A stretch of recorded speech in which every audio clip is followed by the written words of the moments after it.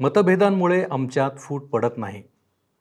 खरं तर ते मतभेद आम्ही ओळखणे, स्वीकारणे यात आमची असमर्थता असते, म्हणून आमच्यात फूट पडते. काय आम्ही याबाबत असमर्थ आहोत?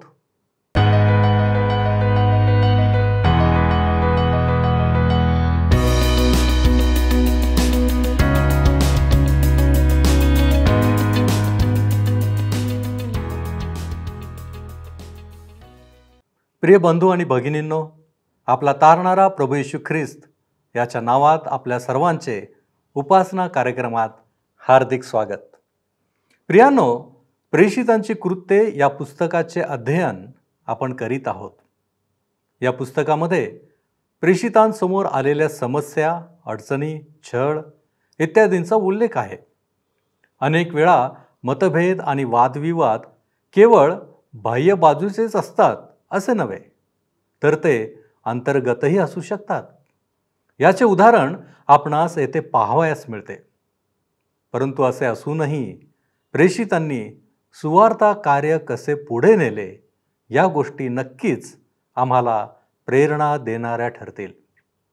आजच्या अध्यायात आपण पौल आणि बर्नबा यांनी आपली सुवार्तेची फेरी कशी पूर्ण केली आणि त्यांना आलेला अनुभव त्यांनी कसा सहभागी केला याचा अभ्यास आपण करणार आहोत. तर मग चला प्रियांनो, आपण आपल्या अध्ययनाची सुरुवात करूया. श्रोत्यांनो, ह्या दिवसांमध्ये आम्ही प्रेषितांच्या कृत्यांचे अध्ययन करीत आहोत आणि 14व्या अध्यायाच्या 1 ते 16 वचनांवर आम्ही विचार केलेला आहे. आज पुढची वचने आम्ही पाहणार आहोत. त्यानंतर 15व्या अध्यायाला आम्ही सुरुवात करू. आम्ही पाहिलं होतं श्रोत्यांनो की कशा प्रकारे जेव्हा पॉल आणि बर्नबा त्या ठिकाणी गेलेत आणि त्यांनी त्या पायांनी अधू असलेल्या एका पांगळ्या माणसाला आरोग्य दिले, तेव्हा लोक त्यांची पूजा करण्याकरिता, त्यांना आदर देण्याकरिता त्या ठिकाणी जमा झालेत. पौलाने आणि बर्नबाने त्यांना ओरडून सांगितले की आम्ही तुमच्यासारखेच लोक आहोत. तुम्ही या निरर्थक गोष्टी सोडून ज्याने आकाश, पृथ्वी, समुद्र व त्यातील अवघे निर्माण केले त्या जिवंत देवाकडे वळावे, अशी सुवार्ता आम्ही तुम्हाला सांगतो. आता पुढे काय होतं ते पहा. 17 आणि 18 वचने सांगतात, तथापि त्याने स्वतः साक्षीविरहित राहू दिले नाही, म्हणजे त्याने उपकार केले, आकाशापासून पर्जन्य व फलदायक ऋतू तुम्हाला दिले आणि अन्नाने व हर्षाने तुम्हाला मन भरून तृप्त केले. असे बोलून त्यांनी आपणाला बलिदान करण्यापासून लोकांना मोठ्या प्रयासाने आवरले. श्रोत्यांनो, आम्ही सुद्धा आज पाहतो की एखाद्या माणसाने जर चमत्कार दाखवला किंवा जर त्याने पुढारीपण केले, तर लोक त्याची सुद्धा पूजा करण्याकरिता तयार असतात. आम्ही कोणत्याही माणसापुढे त्याची पूजा करण्याकरिता वाकू नये.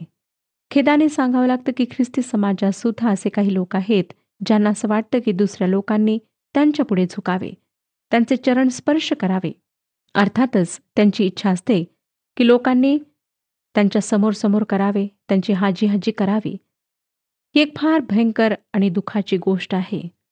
आमच्या मंडळांमध्ये सुद्धा काही लोक अशा प्रकारे वागतात आणि काही लोकांना लोकांकडून अशा प्रकारे आदर, मान, सन्मान घेण्याची सवय झालेली आहे. ह्या ठिकाणी पॉल त्यांचे लक्ष जिवंत परमेश्वराकडे, जो त्यांचा सृष्टिकर्ता आहे, त्याच्याकडे वेधण्याचा प्रयत्न करीत आहे. त्यांच्या मूर्त्यांपासून, ग्रीक पौराणिक मतांपासून त्यांना तो दूर करण्याचा प्रयत्न करीत आहे. 19 वचन सांगतं, नंतर अंत्योखिया व इकुन्या येथून कित्येक यहुदी आले. त्यांनी लोकांचे मन वळवून पौलाला दगडमार केला आणि तो मेला असे समजून त्याला नगराबाहेर ओढून टाकून दिले. श्रोत्यांनो, हे किती अस्थिर लोक आहेत. आताच काही वेळेपूर्वी ते त्याला पूजण्याकरिता तयार होते आणि दुसऱ्या क्षणी त्यांनी त्याला दगडमार केलेला आहे. एक दिवस ते देवाप्रमाणे पौल आणि बर्नबाची पूजा करण्याकरिता तयार होते, तर दुसऱ्या दिवशी पौलाला मरणोत्तर त्यांनी दगडमार केला. आमच्या समाजात सुद्धा लोक कुठल्या ना कुठल्या गोष्टींच्या मागे वेडे होतात. कधी बेल बॉटम पॅन्ट असते, तर कधी बॅगी असते, तर कधी दुसरे काही. आता त्यांनी पौलाला दगडमार केला आणि तो मरण पावला असे समजून त्याला शहराबाहेर फरफडत ओढत नेले. श्रोत्यांनो, काय आपणाला वाटतं का की पॉल त्यावेळी मेला होता? मला काय वाटतं हे मी आपणास सांगते. मला वाटतं की तो मेला होता. कारण करिंथकरास दुसरे पत्र 12 अध्याय 2 ते 4 वचनांमध्ये लिहिताना पॉल त्याच्या अनुभवाविषयी लिहितो. 14 वर्षांपूर्वी मला स्वर्गात भेटीसाठी वर उचलून नेण्यात आले होते. तेथे माझे शरीर होते किंवा फक्त माझा आत्मा होता हे मला विचारू नका, कारण मला ते माहीत नाही. त्याचे उत्तर फक्त देवालाच देता येईल. काही का असेना, मी तेथे स्वर्गात होतो आणि तेथे मी इतक्या थक्क करून सोडणाऱ्या गोष्टी ऐकल्या की त्यांचे वर्णन करणे मानवी शक्तीच्या व शब्दांच्या पलीकडे आहे. आणि तसे पाहिले तर त्या गोष्टी दुसऱ्यांना सांगण्याची मला परवानगी नाही. श्रोत्यानो, तो माणूस कोण होता? तो स्वतः पॉल होता. कारण करिंथकरास दुसरे पत्र 12 अध्याय आणि 7व्या वचनात तो पुढे लिहितो, मी एवढेच म्हणेन, मला झालेली प्रगटीकरणे इतकी प्रचंड होती की त्यामुळे मी फुगून जाईन असे देवाला वाटले, म्हणून मला अशी शारीरिक अवस्था देण्यात आली की ती माझ्या देहाला इजा करणाऱ्या, त्रास देणाऱ्या माझ्या गर्वाला नमविणाऱ्या अशा काट्यासारखी व सैतानाचा दूत ठेवल्यासारखी झाली आहे. श्रोत्यानो, मला नाही वाटत की त्या जनसमुदायाने पौलाला अर्धमरणावस्थेत तसेच सोडून दिले. मला वाटतं त्यांनी त्याला पूर्णपणे मारून टाकले होते. आणि माझा विश्वास आहे की देवाने त्याला पुन्हा जिवंत केले. परमेश्वराने ह्या दगडमारास का परवानगी दिली? हा प्रश्न आहे. गलतीकारास पत्र 6 अध्याय आणि 7 वचन आम्हाला सांगतं, फसू नका, देवाचा उपहास व्हायचा नाही, कारण माणूस जे काही पेरितो त्याचेच त्याला पीक मिळेल. पौलाने जे पेरले त्याचीच त्याने कापणी केली. त्याने स्तेफनला दगडमार करण्याची आज्ञा दिली. कदाचित आपणापैकी कोणी लोक हा आक्षेप घेतील की आता तर त्याचे परिवर्तन झाले होते, मग परमेश्वराने असे का घडू दिले? होय श्रोत्यानो, पौलाचे परिवर्तन झाले होते, परंतु परिवर्तनानंतर सुद्धा आम्ही जे काही पेरले आहे त्याची कापणी आम्हाला करावी लागते. तेच पौलाला करावे लागले. हा निसर्गाचा नियम आहे. तोच नियम आमच्या जीवनात सुद्धा लागू होतो. जे काही आम्ही पेरतो त्याचीच आम्ही कापणी करतो. कारण पौलाने स्तेफनला दगडमार करण्यात भाग घेतला आणि काही वर्षानंतर नेमकी तीच गोष्ट त्याच्यासोबत घडली. 20 वचन पहा, 14 अध्याय 20 वचन. पण त्याच्या भोवती शिष्य जमल्यावर तो उठला व नगरात निघून आला. मग दुसऱ्या दिवशी बर्नबाबरोबर तो दरबेस गेला. हे फार चमत्कारिक आहे. ज्या माणसाला दगडमार केला जातो तो माणूस फार वाईट रीतीने घायाळ होतो. परंतु ह्या ठिकाणी आम्हाला वाचायला मिळतं की पॉल उठला, दुसऱ्याच दिवशी तो प्रवास करण्याकरिता तयार झाला. तो खरोखर मृत्यूतून जिवंत झाला किंवा नाही हे मी खात्रीने सांगू शकत नाही, परंतु मात्र तो घायाळ व्यक्ती दुसऱ्या दिवशी उठून प्रवासाकरिता तयार आहे हे मात्र चमत्कारिक आहे. आम्हाला वचन सांगतं की दुसऱ्या दिवशी बर्नबाबरोबर तो दरबेस गेला. खरोखर श्रोत्यानो, परमेश्वराने ह्या ठिकाणी आपलं सामर्थ्य प्रगट केलं. 21 आणि 22 वचने पहा, त्या नगरात सुवार्त सांगून त्यांनी पुष्कळ शिष्य केल्यावर लुस्त्र, इकुन्या व अंथुकिया ह्या नगरात ते परत आले. आणि शिष्यांची मने स्थिरावून त्यांनी त्यांना असा बोध केला की विश्वासात टिकून राहा, कारण आपणाला पुष्कळ संकटात टिकून देवाच्या राज्यात जावे लागते. श्रोत्यानो, जर आपण नकाशाकडे पाहाल तर आपणास दिसेल की दर्बे आसाचा शेवटचा बिंदू आहे, रेषेचा शेवट आहे. ह्या स्थळी येऊन ते वापस फिरलेत आणि त्यांनी त्यांची पावले लुस्त्र, इकुन्या आणि अंथुकियाकडे वळवलीत. 23 वचन.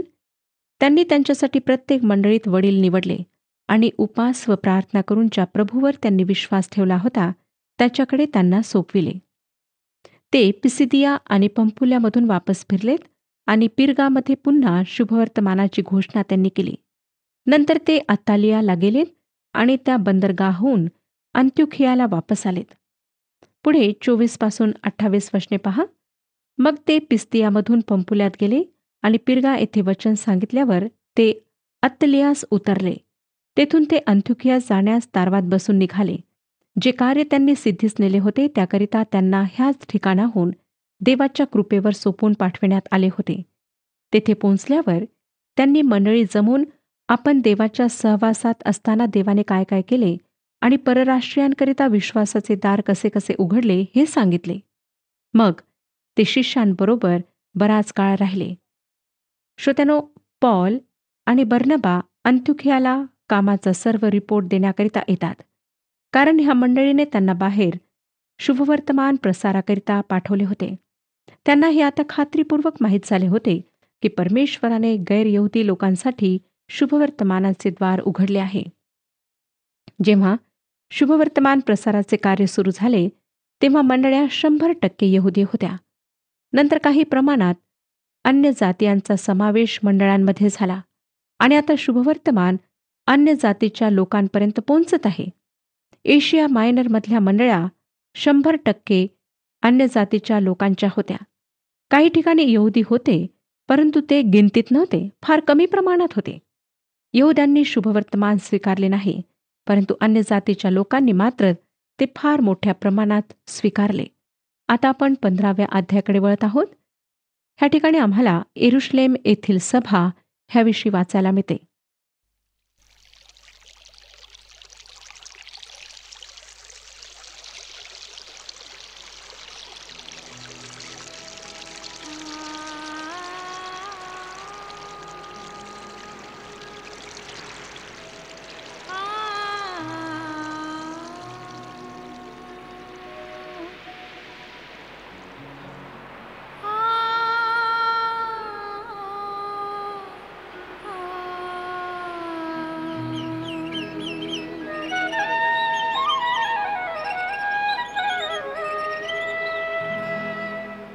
मी गोड गीत गावे देवा तुझ्या प्रीतीचे.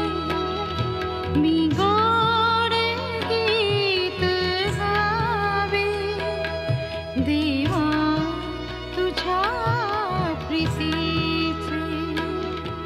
तुझेच गुण गावे हे ध्येय जीवनाचे. हे ध्येय जीवनाचे. मी गोड गीत गावे देवा तुझ्या प्रीतीचे.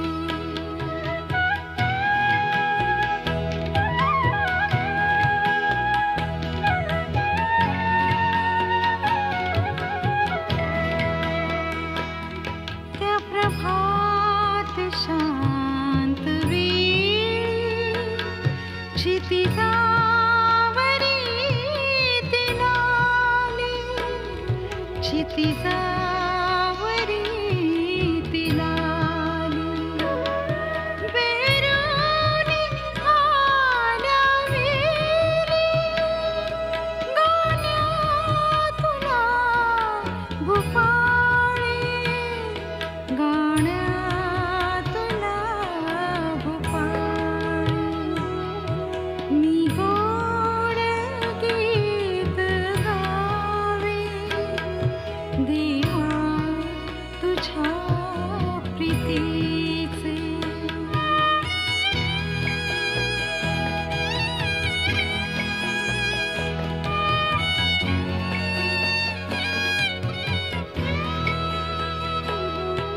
येशूची प्रीती गावी महिमा तुझी वर्णावी. महिमा तुझी वर्णावी. मजवारी प्रीती करी पुन्हा पुन्हा वदावी. पुन्हा पुन्हा वदावी. मी गोड गीत गावे देवा तुझ्या प्रीतीचे. तुझेच गुण गावे हे ध्येय जीवनाचे. पॉल आणि बर्नबाची पहिली शुभवर्तमान घोषणेची यात्रा संपली आहे आणि गलितियामध्ये त्यांनी जितक्या मंडळ्या स्थापल्या त्या सर्व मंडळ्या 100% गैरयहुदी लोकांच्या होत्या. आता मंडळी पहिल्या आणि फार मोठ्या समस्येचा सामना करते. यहुदामध्ये बरेचसे इब्री परिवर्तित झालेले परुषी लोक होते. मोशेच्या नियमांना सोडण्यास ते तयार नव्हते. त्यांनी ठामपणे सांगितले की गैरयहुदी लोकांनी सुद्धा मंडळीमध्ये मोशेच्या नियमशास्त्राचे पालन करावे. इतकेच नाही, परंतु त्यांचा विश्वास होता की जोपर्यंत सुनता होत नाही तोपर्यंत त्यांचे तारण होऊ शकणार नाही. या वादाविषयी येरुशलेमेतील मंडळीला खबर मिळाली. प्रेषितांना आता त्यांच्या प्रश्नांचा सामना करावा लागणार होता. मंडळीने ह्या बाबतीत काय निर्णय घ्यावा? येरुशलेममध्ये मंडळीची पहिली सभा ह्याकरिता बोलवण्यात आली. इतिहासात पाहिल्यास आपणास आढळेल की अशा मंडळ्यांच्या बऱ्याच सभा झाल्यात, ज्यात मोठ्या मोठ्या कठीण अशा मुद्द्यांवर विचार करून निर्णय घेण्यात आलेत. उदाहरणार्थ, पवित्र वचनाची कायदेशीरता आणि अचूकता ठरविण्यासाठी, दुसऱ्या सभेत येशू ख्रिस्ताचे देवीपण आणि तो परमेश्वर तसेच मानवसुद्धा आहे ह्या सत्यावर विचार करण्यात आला. जेव्हा मंडळांमध्ये काही मतभेद झालेत तेव्हा अजून काही महत्त्वाच्या सभांमध्ये त्यावर निर्णय घेण्यात आले. काही लोक म्हणतील की आमच्या दिवसातसुद्धा अशा सभा हव्यात. निश्चितच आहे, लोकांना असं वाटणं अगदी वास्तविक आहे. मला भीती वाटते की श्रोत्यांनो, आमच्यामध्ये कधीच एकमत होणार नाही, कारण बऱ्याचशा मंडळ्या येशू ख्रिस्तापासून दूर गेल्या आहेत. एक सभा जी येशू ख्रिस्ताला केंद्रस्थळी ठेवून एकत्रित येऊ शकत नाही, ती खरे पाहता मंडळीची सभा नाही, कारण येशू ख्रिस्त हा मंडळांचा केंद्रबिंदू आहे. मुद्दा धार्मिक विधी, सदस्यता किंवा संस्कार ह्याचा नाही, परंतु मुख्य मुद्दा आहे कुठल्याही व्यक्तीचा येशू ख्रिस्ताशी असलेला व्यक्तिगत संबंध. परंतु दुःखाची गोष्ट म्हणजे ज्या लोकांचा येशू ख्रिस्ताशी व्यक्तिगत संबंध नाही, जे त्याच्यापासून दूर आहेत, त्यांची त्याच्याशी सहभागिता नाही, तेच लोक जास्त प्रमाणात संस्कार, विधी ह्याबद्दल वाद घालतात. हातात मोठे पवित्र शास्त्र घेऊन ते दर रविवारी मंदिरात जातात, फार उंच स्वरात गीत गातात, परंतु सोमवारी मात्र ते येशू ख्रिस्तापासून दूर जातात, त्याला दूर करतात. येशू ख्रिस्त आमच्या जीवनाच्या केंद्रस्थानी असायला पाहिजे. त्याच्याविषयी आम्ही निरंतर विचार करायला हवा. प्रत्येक क्षणोक्षणी आम्ही त्याची आठवण करायला हवी. श्रोत्यानो, आमच्या रोजच्या जीवनात त्याची उपस्थिती असायला पाहिजे. जीवनातील प्रत्येक परिस्थितीत, प्रत्येक घडामोडीत तो आमच्या सोबत उपस्थित असायला पाहिजे. आता आपले लक्ष येरुशलेमेतील सभेकडे मी वेधित आहे. हे जे लोक आहेत ते वैशिष्ट्यपूर्ण लोक आहेत. हे लोक ह्या मुख्य मुद्द्यांवर विचार विनिमय करण्याकरिता आलेले आहेत. आता त्यांचा पहिला प्रश्न आहे सुनतेविषयी. 15 अध्याय पहिलं वचन सांगतं, तेव्हा काही जणांनी यहुदियाहून उतरून बंधुजनांना अशी शिकवण दिली की मोशेने लावून दिलेल्या परिपाठाप्रमाणे तुमची सुनता झाल्या वाचून तुमचे तारण होणे शक्य नाही.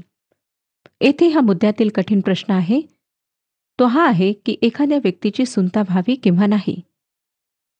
श्रोत्यानो, तारण होण्यासाठी एखाद्या व्यक्तीने ह्या गोष्टी कराव्यात किंवा नाहीत, हा प्रश्न त्यांच्या मनात होता. आता आपण पुढे त्यांच्या ह्या समस्येच्या खोलात जाणार आहोत. दुसरं वचन, तेव्हा पौल व बर्नबा ह्यांचा त्यांच्याशी बराच मतभेद व वादविवाद झाल्यावर असे ठरविण्यात आले की पौल व बर्नबा ह्यांनी व त्यांच्यापैकी इतर काहींनी ह्या वादासंबंधाने येरुशलेमेतले प्रेषित व वडील वर्ग ह्यांच्याकडे जावे. पुन्हा डॉक्टर लूक सांगतात की त्यांच्यामध्ये बराच वादविवाद झाला. थोडा नाही, बराच, फार गरमागरम वाद झाला असावा. आम्हाला हे समजून घ्यावे लागेल श्रोत्यानो की शुभवर्तमान आता खरोखर ह्या सभेकरिता एका प्रश्नाच्या रूपात होते. गलतीकरास पत्र आम्हाला सभेविषयी पूर्ण स्पष्टीकरण देते. नवीन करारात शुभवर्तमान 2 अर्थाने उपयोगात आणल्या गेले. सर्वप्रथम तेथे शुभवर्तमानाची सत्यता आहे, जे अगदी मूळ आणि आवश्यक आहे. पौल करिंथकरास पहिले पत्र 15व्या अध्यायाच्या पहिल्या 5 वचनात ह्याचे स्पष्टीकरण आम्हाला देतो. ते ख्रिस्त येशूचा मृत्यू, त्याचे गाडले जाणे आणि त्याचे पुनरुत्थान ह्याविषयी सांगते. करिंथकरास पहिले पत्र 15वा अध्याय आणि पहिली 5 वचने वाचूया. बंधुजनो हो, जी सुवार्ता मी तुम्हा सांगितली, जिचा तुम्ही स्वीकार केला, जिच्यात तुम्ही स्थिरही राहत आहात, जिच्याद्वारे तुमचे तारण होत आहे, ती सुवार्ता मी तुम्हास कळवितो. ज्या वचनाने मी तुम्हास ती सुवार्ता सांगितली त्या वचनानुसार ती तुम्ही दृढ धरली असेल. नसल्यास तुमचा विश्वास व्यर्थ आहे. कारण मला जे सांगण्यात आले ते मी तुम्हास सांगून टाकले. त्यापैकी मुख्य हे की शास्त्राप्रमाणे ख्रिस्त तुमच्या आमच्या पापांबद्दल मरण पावला. तो पुरला गेला. शास्त्राप्रमाणे तिसऱ्या दिवशी त्याला पुन्हा उठविण्यात आले आणि तो कैफाला मग 12 जणांना दिसला. श्रोत्यानो, हे शुभवर्तमानाचे सत्य आहे आणि त्यांचा संबंध येशू ख्रिस्ताशी आहे. नंतर करिंथकरास पहिले पत्र 15वा अध्याय 15 ते 17 वचने सांगतात. करिंथकरास पहिले पत्र 15वा अध्याय 15 ते 17 वचने. आणि आम्ही देवासंबंधाने खोटे साक्षी असे ठरलो, कारण देवासंबंधाने आम्ही अशी साक्ष दिली की त्याने ख्रिस्ताला उठविले. पण मेलेले उठविलेच जात नाहीत, तर मग त्याने त्याला उठविले नाही. कारण मेलेले उठविले जात नसतील तर ख्रिस्तही उठविला गेला नाही. आणि ख्रिस्त उठविला गेला नसेल तर तुमचा विश्वास निष्फळ. तुम्ही अजून आपल्या पापातच आहात. श्रोत्यानो, ह्याचा सामना करा. जर येशू ख्रिस्ताचे पुनरुत्थान झाले नाही तर शुभवर्तमान नाही. परंतु परमेश्वराची स्तुती असो की त्याने प्रभू येशूला मरणातून जिवंत केले, त्याला पुन्हा उठविले. कारण 15वा अध्याय 20वे वचन सांगतं, तरी पण ख्रिस्त मेलेल्यातून उठविला गेला आहेच. तो महानिद्रा घेणाऱ्यातले प्रथम फळ असा आहे. ही शुभवर्तमानाची सत्यता आहे. येशू ख्रिस्त मरण पावला, तो गाडला गेला आणि तो पुनरुत्थित झाला. खरोखर श्रोत्यानो, ज्या व्यक्तीचा ह्यावर विश्वास आहे त्याने शुभवर्तमान पूर्णपणे स्वीकारले आहे. शुभवर्तमानाची जी दुसरी बाजू आहे ती आहे जी वस्तुस्थिती, जिचे स्पष्टीकरण गलतीकरास पत्रात मूळ सत्य सांगून देण्यात आले आहे. हाच ह्या यरुशलेमेतील सभेच्या वादाचा मूळ विषय, मूळ मुद्दा होता. पॉल सुद्धा ह्या वस्तुस्थितीवर लक्ष वेधित आहे, जी गलतीकरास पत्र 3रा अध्याय आणि 22व्या वचनात स्पष्ट केली आहे. तरी शास्त्राने सर्वांस पापामध्ये कोंडून ठेवले आहे. ह्यात उद्देश हा की विश्वास ठेवणाऱ्यांना येशू ख्रिस्ताच्या विश्वासाने जे अभिवचन आहे ते देण्यात यावे. श्रोत्यानो, सुटकेचा मार्ग प्रभू येशूवर विश्वास ठेवणाऱ्या सर्वांसाठी खुला आहे. आता तारण प्राप्तीसाठी काय करावे? न काही अधिक, न काही कमी, फक्त विश्वास करायचा आहे. पुन्हा गलतीकरास पत्र 2रा अध्याय 15 आणि 16 वचनांमध्ये वचन सांगतं. गलतीकरास पत्र 2रा अध्याय 15 आणि 16 वचने. ह्या ठिकाणी असं लिहिलेलं आहे, आम्ही जन्मतः यहुदी आहो, पापिष्ट, परराष्ट्रीयातले नाही. तरी मनुष्य नियमशास्त्रातील कृत्यांनी नीतिमान ठरत नाही, तर येशू ख्रिस्तावरील विश्वासाच्या द्वारे ठरतो. हे जाणून आम्हीही ख्रिस्त येशूवर विश्वास ठेवला ह्यासाठी की आम्ही ख्रिस्तावरील विश्वासाने नीतिमान ठरावे, नियमशास्त्रातील कृत्यांनी नव्हे. कारण नियमशास्त्रातील कृत्यांनी मनुष्य जातीपैकी कोणीही नीतिमान ठरणार नाही. श्रोत्यानो, हे समजून घेणे फार महत्त्वाचे आहे. यहुदी विधी व नियम पाळणारे लोक आजच्या स्वतंत्र मतवादी लोकांपासून फरक आहेत. स्वतंत्र मतवादी शुभवर्तमानाच्या सत्याला अस्वीकार करतात. ते शारीरिक रूपाने येशू ख्रिस्त जिवंत झाला, त्याचे पुनरुत्थान झाले हे नाकारतात. काही हे सुद्धा म्हणण्यास कमी करीत नाही की येशू ख्रिस्त आणि त्याच्याविषयीचे सर्व काही मिथ्या आहे, खोटे आहे, एक कल्पना आहे. तो न कधी ह्या पृथ्वीवर राहिला न मेला. काही लोक इतिहासाला तितक्या प्रमाणात खोटे ठरवित नाहीत, तरी सुद्धा ते हे स्वीकार करण्यास तयार नाहीत की येशू ख्रिस्त त्यांच्या पापांकरिता मेला. पहिल्या शतकात यहुदी मत धारण करणाऱ्यांनी शुभवर्तमानाच्या सत्याला नाकारले नाही. पुष्कळ साक्षीदार होते. पॉल सांगतो की एकाच वेळेला 500 लोकांनी पुनरुत्थित येशू ख्रिस्ताला पाहिले. श्रोत्यानो, जर कोर्टात 500 साक्षीदार आपणास मिळतील तर आपण अवश्य ती केस जिंकू शकाल. प्रेषित सुद्धा पुनरुत्थित ख्रिस्ताचे साक्षीदार होते. यहुदी मतवाद्यांकरिता शुभवर्तमानाच्या सत्यतेबद्दल काहीच प्रश्न नव्हता, परंतु त्या सत्याचे जे स्पष्टीकरण होते त्याविषयी मात्र प्रश्न निर्माण झालेत. येशू ख्रिस्ताने वधस्तंभावर आपणाकरिता काय केले? येशू ख्रिस्ताचे वधस्तंभावरील कार्य आपले तारण करण्यास पुरे आहे किंवा नाही, हा संशय ह्या लोकांच्या मनात होता. अशा प्रकारचे अनेक प्रश्न ते लोक विचारित होते. नंतर पुढे 3 ते 5 वचने पहा काय सांगतात. मग मंडळीने त्यांची बोळवण केल्यावर ते फिनिके व शोम्रोन ह्यामधून गेले आणि परराष्ट्रीय देवाकडे वळल्याचे सविस्तर वर्तमान सांगून त्यांनी सर्व बंधुजनांना फार आनंदित केले. नंतर ते येरुशलेमेस पोहोचल्यावर तेथील मंडळी, प्रेषित व वडील वर्ग ह्यांनी त्यांचे आगत स्वागत केले. तेव्हा आपण देवाच्या सहवासात असताना त्याने जे जे घडविले ते त्यांनी सांगितले. तरी पण परुषी पंथातील कित्येक विश्वास ठेवणारे पुढे होऊन म्हणाले, त्यांची सुनता झालीच पाहिजे व मोशेचे नियमशास्त्र पाळावयाची त्यांना आज्ञा केलीच पाहिजे.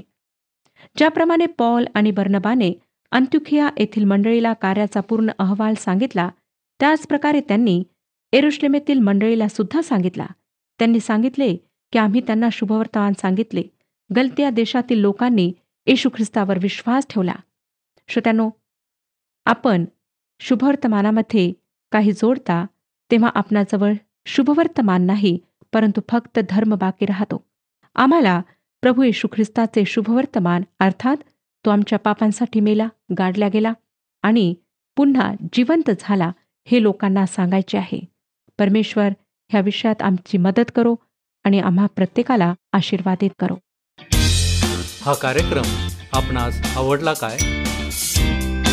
आता आम्हाला एक मिस कॉल करा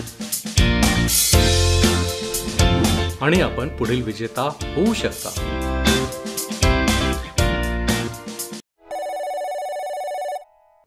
प्रियांनो, ही वास्तविकता आहे की मतभेद आणि वाद हे असणारच, परंतु आम्ही त्यांना देवाच्या वचनांद्वारे पाहणे, समजणे आवश्यक आहे. नाहीतर हेच वाद आमच्यामध्ये फूट पाडतात आणि वेळीच त्यावर इलाज आवश्यक असतो. प्रियांनो, प्रत्येक गोष्टीत केंद्रस्थानी येशू ख्रिस्त असणे आवश्यक आहे. आज आमच्या जीवनात भेडसावणाऱ्या वादांना, मतभेदांना काय आम्ही ख्रिस्त केंद्रित अवस्थेतून सोडविण्याचा प्रयत्न करतो? नसेल तर आम्हाला अजूनही संधी आहे मतभेदांमधून बाहेर पडण्यासाठी. आज आपण आत्मपरीक्षण करूया. आपण प्रार्थना करू. स्तुतीस पात्र, सन्मानास योग्य अशा आमच्या जिवंत प्रेमळ परमेश्वरा, आम्ही धन्यवाद देतो, तुझी स्तुती करतो बापा, की आजही आम्ही या जिवंतांच्या भूमीवरती आम्ही जिवंत असे आहोत. आणि ह्याचं कारण म्हणजे जे तुझं अस्तित्व अजूनही आमच्यामध्ये आहे. होय प्रभूजी, आज आम्ही तुझ्या चरणांपाशी आलेलो असताना तू आम्हाला दाखवून दिलेला आहेस, तू आम्हाला मार्गदर्शन केलेलं आहेस की आमच्या जीवनामध्ये असलेले वाद, भांडण, तंटा हे सर्व काही आम्ही दूर करण्याची गरज आहे. होय प्रभूजी, कदाचित आमच्यामध्ये तो समंजसपण नसेल आणि म्हणूनच आमची प्रार्थना आहे, समंजसपण आणि प्रभूजी एकमेकांना समजून घेणारा अंतःकरण आमच्यामध्ये असू दे. आमची अंतःकरणं कदापि कठीण होऊ देऊ नकोस. कारण प्रभूजी, आम्ही पाहिलं की ज्या ठिकाणी वाद वाढतो त्या ठिकाणी नंतर फूट पडते, आणि ज्यावेळेस फूट पडते ते सैतानाला आमंत्रण असतं. आणि म्हणूनच प्रभूजी, आज आमची प्रार्थना आहे, आमची विनंती आहे, आम्हा प्रत्येकाला तू स्पर्श कर, आशीर्वादित कर आणि आमच्यामधील सर्व वाद, मतभेद तू दूर कर. तारणारा प्रभू येशू ख्रिस्त याच्या गोड आणि गौरवी नावात ही प्रार्थना करतो, म्हणून तू ऐक. आमेन. एकमेकांबरोबर उपकारी व कनवाळू व्हा. एकमेकांना क्षमा करा. प्रभू तुम्हासह असो.